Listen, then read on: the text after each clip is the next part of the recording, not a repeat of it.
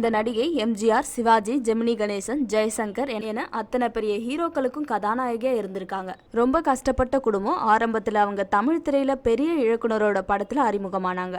அவ்வளவுதான், அவங்களோட அழகான சிரிப்பை பார்த்து சொக்கி போனாங்க தமிழ் ரசிகர்கள். ரசிகர்கள் மட்டுமா, பெரிய ஹீரோக்களும் தான் அசந்து போயிட்டாங்க. என்ன சிரிப்புடான்னு மெய் மறந்து போனாங்க.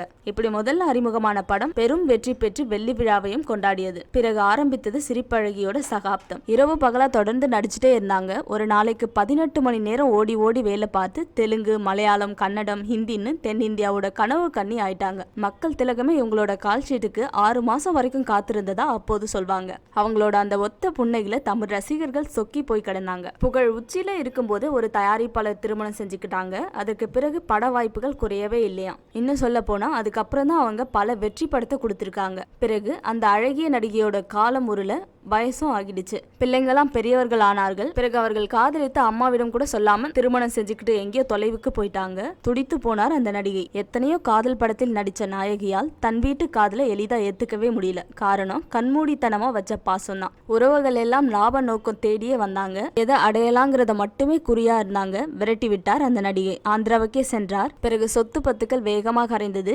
கணவரோட உடல் நலம் பாதிக்கப்பட்டு 10 வருஷங்களுக்கு முன்பு அவர் இறந்து விட்டார். கலைவாணி போல இருந்த நடிகை முற்றிலும் முடங்கி போனார். மது எடுத்துக்கொள்வது துவங்கினார். கவலைகளை மறக்கிறதுக்கு மதுதான்னு சொல்லிக்கிட்டாங்க.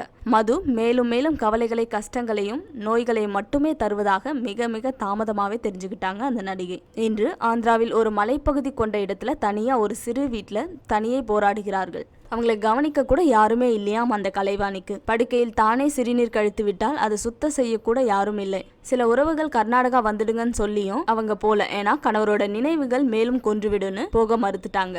பிள்ளைகள் அமெரிக்கால இருக்கிறாங்க. உறவினர்கள் பிள்ளைகளுக்கு ஃபோன் பண்ணி நடிகை படும் துன்பங்களை கூறினார்கள்.